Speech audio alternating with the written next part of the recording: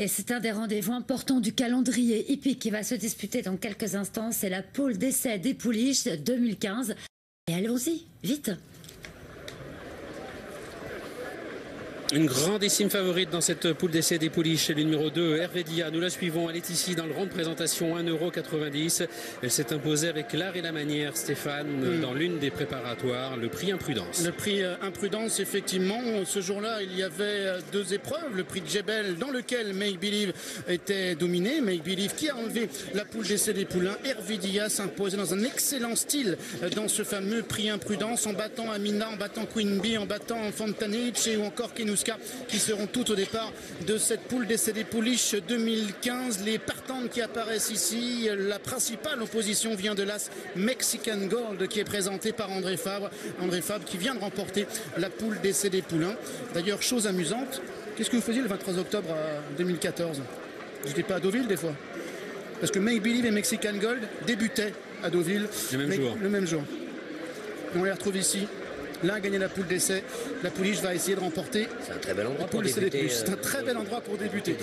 Très bel endroit pour se marier également. Voilà le numéro 13 à l'image qui est à la cote de combien? 24 contre 1, c'est une des deux pouliches de Vertemer et Frères. Oui, Maxime Guillon en a parlé tout à l'heure, au cheval émetteur. Il a préféré peut-être une piste un petit peu plus souple.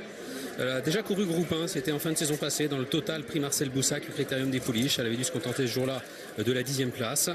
Moi personnellement je lui en préfère d'autres. Je pense qu'il faut faire un choix entre la ligne du prix de la grotte que représente Mexican Gold et la ligne du prix Imprudence que représente Hervé Dia. Vous avez une préférence, Dominique, entre ces deux trajectoires? Écoutez, les deux sont pétris de talent, les deux sont pétris de classe. Je pense que c'est le parcours qui va faire la différence. Je suis pas fan du numéro dans les stalles d'Hervé Dia, le 12. Elles sont que 14 au départ, mais il faut que Christophe réussisse à donner le meilleur des parcours. Je ne mets pas hors d'affaire la pouliche de Frédéric Rossi avec un bon numéro de corde. Et il y a une pouliche que j'adore et qui a un très bon numéro de corde aussi, c'est Sainte-Amarante, qui a le numéro 4. Elle a fait un truc la dernière fois, cette pouliche-là. Là, dans le prix de la Camargo, elle s'est imposée en 2 coups de cuillère à peau, sur une simple accélération, faisant très très grosse impression. Je ne sais pas si c'est comme ça qu'on met des coups de cuillère à peau, mais en tout cas, elle a accéléré. Et quand les chevaux accélèrent comme ça à 200 mètres du poteau, c'est de bon augure pour la suite, et surtout quand on arrive sur des classiques comme aujourd'hui. Alors la casaque Vertemer est doublement représentée. Le manager de cette casaque, Pierre-Yves Bureau, est avec vous, Miguel.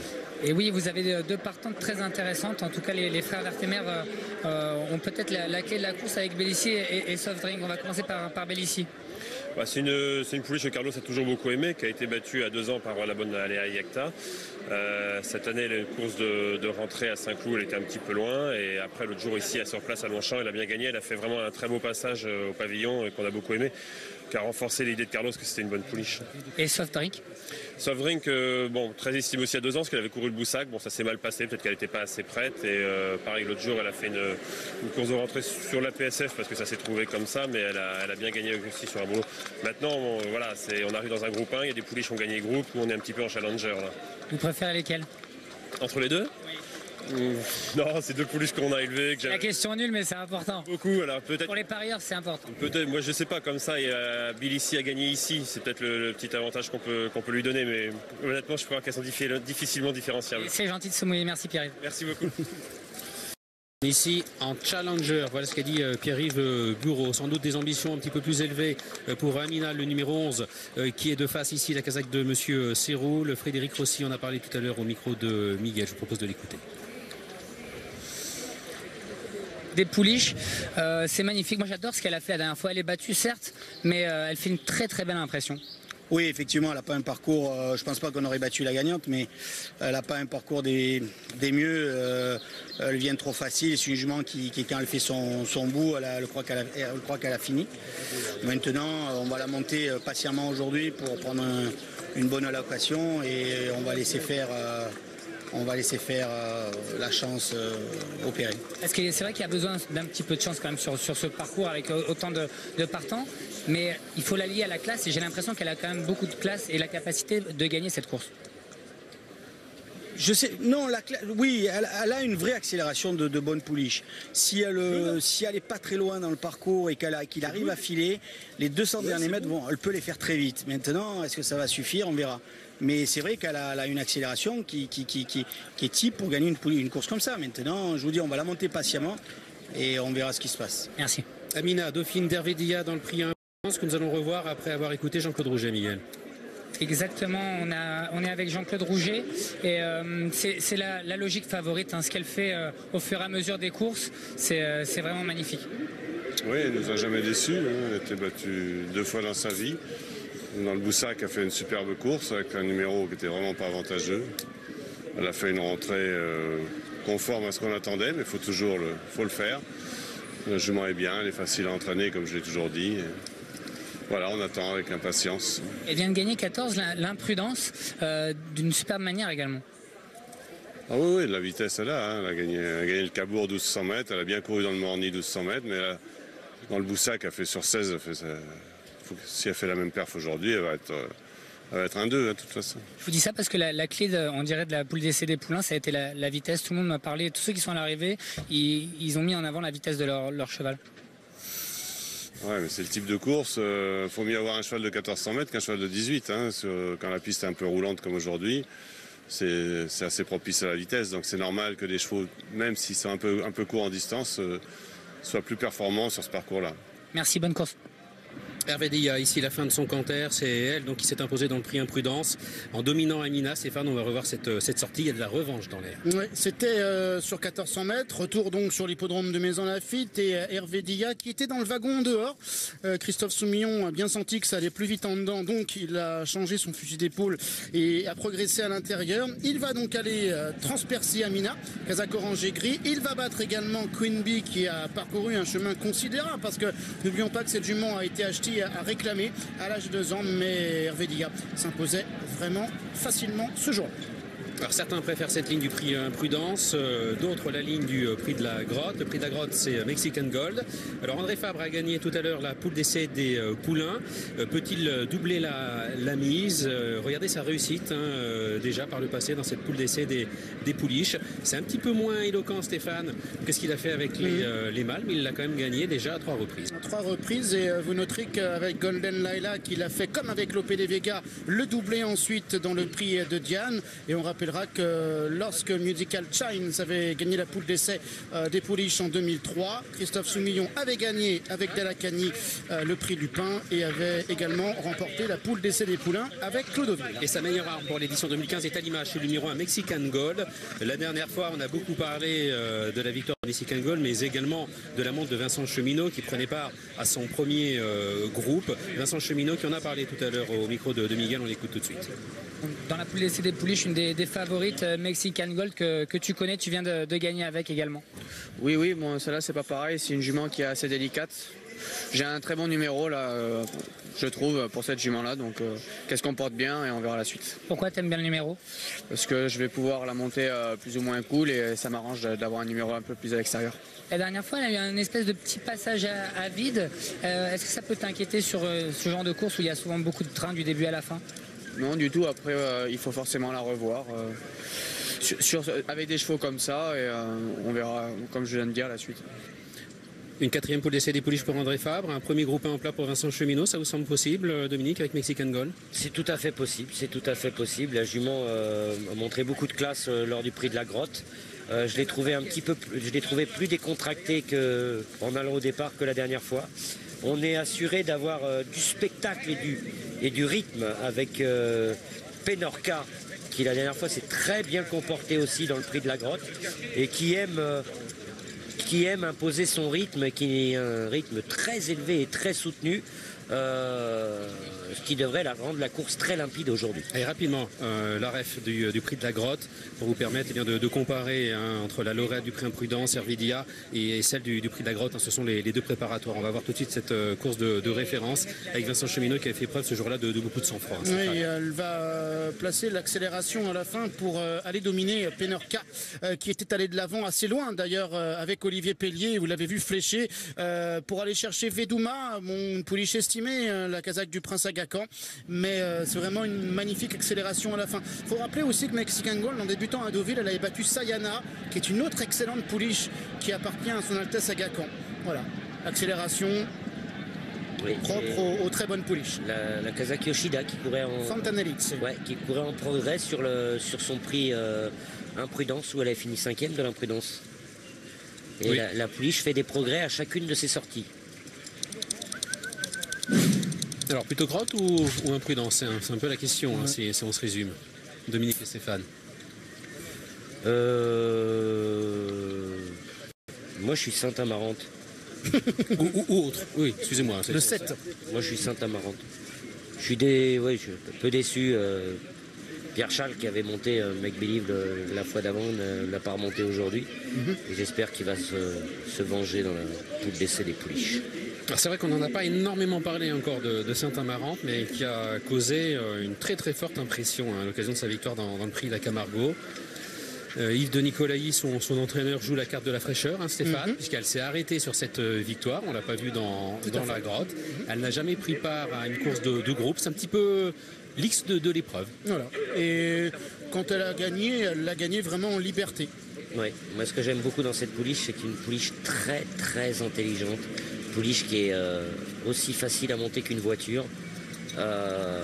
Elle a ça pour elle. C'est-à-dire qu'elle n'aura peut-être pas le brin de classe qu'ont les deux favorites, Everdia ou Mexican Gold, mais elle va avoir pour elle son intelligence et sa capacité à sortir de l'événement mentalement. C'est-à-dire qu'elle ne se met pas la pression.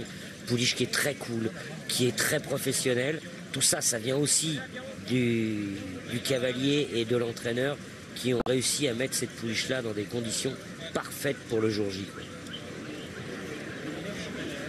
Et Verdia peut se montrer un petit peu brillante. Mexican Gold peut se montrer un peu brillante. Il faut qu'elles aient le parcours, comme l'a dit Jean-Claude Rouget, il faut qu'elle ait un bon parcours. Dans le Marcel Boussac, elle n'a pas eu une bonne course. Ça s'est pas bien passé. Que la Sainte-Amarante, elle a l'impression qu'elle peut évoluer un peu, faire exactement ce que Pierre-Charles a envie de faire pendant la course. Maintenant, c'est la première fois qu'elle affronte le top. Le top, ouais. Mais bon, le medium class, elle les a pulvérisés. Oui, c'est sûr. Mais elle passe quand même un test. Voilà, Hervidia, c'était notre meilleure pouliche française, notre meilleure 2 ans, elle en passait. Elle a gagné le Cabourg, 3e du Morny, 2e du Marcel Boussac. Elle a quand même été assez impressionnante à l'occasion de sa rentrée dans le prix Imprudence. J'ai bien aimé Soft Drink aussi au Canter. J'ai trouvé que la jument était dans sa robe de mariée pour le jour J. Alors, est-ce qu'Olivier Pellier va appliquer la même tactique? Il a 13 à la corde avec Penorca. Ah, mais Penorca, tu peux pas la reprendre. Oui. Ils ont essayé une fois, mais ça n'a pas marché. Ça n'a pas marché. Ouais, elle est vraiment meilleure quand elle je l'ai vu passer au Canter. C'est une pouliche qui aime. Il n'y a pas de vitesse intermédiaire. Non, mais elle aime ça. C'est-à-dire qu'on ne peut pas aller contre nature. Elle adore galoper à l'avant, elle adore aller plus vite que ce que le jockey veut. C'est elle qui décide et son rythme à elle est au-dessus de ce que le cavalier veut faire. Je viens d'en parler du coup avec Bruno Monzet qui est à côté de moi et il m'a dit à part un fou qui veut aller plus vite qu'elle, sinon il ira devant. Elle avait été reprise en partant lors de son avant-dernière sortie, mais c'est quasiment sa plus mauvaise course en fait. Oui, elle aime ça, elle aime dominer son cavalier, elle aime aller à la vitesse qu'elle décide et on ne lui impose rien cette jument-là, c'est elle qui décide. Deuxième groupe 1 du jour, poule d'essai des pouliches.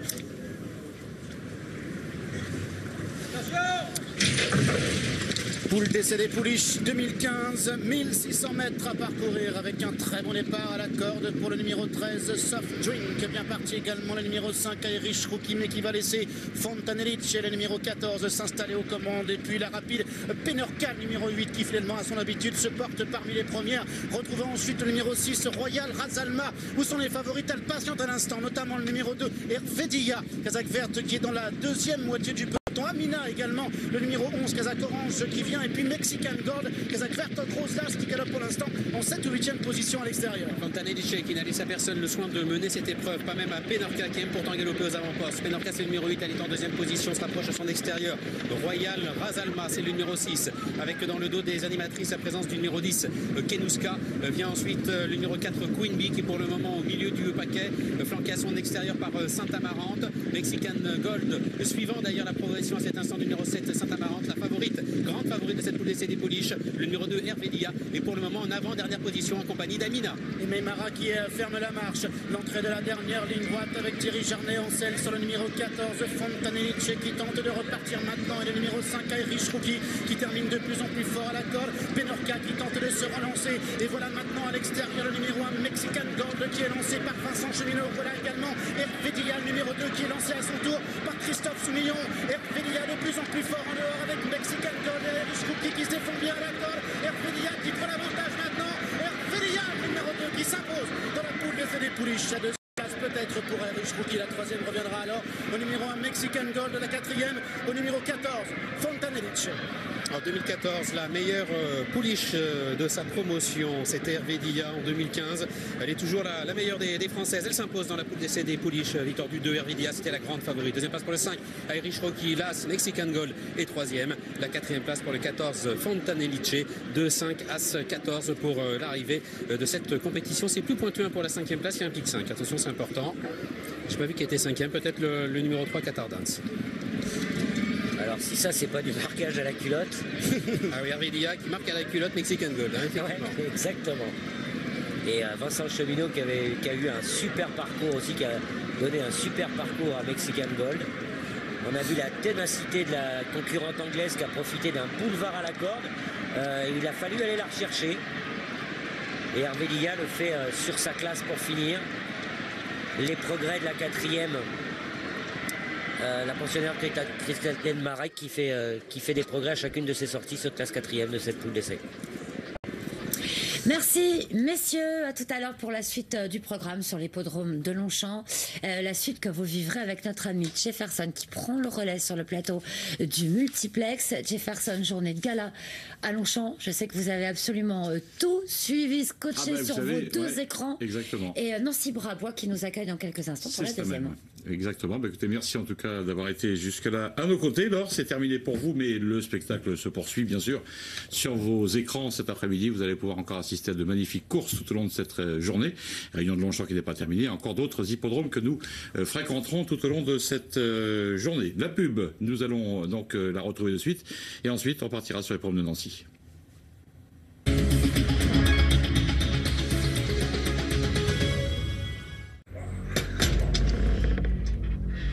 Excusez-moi,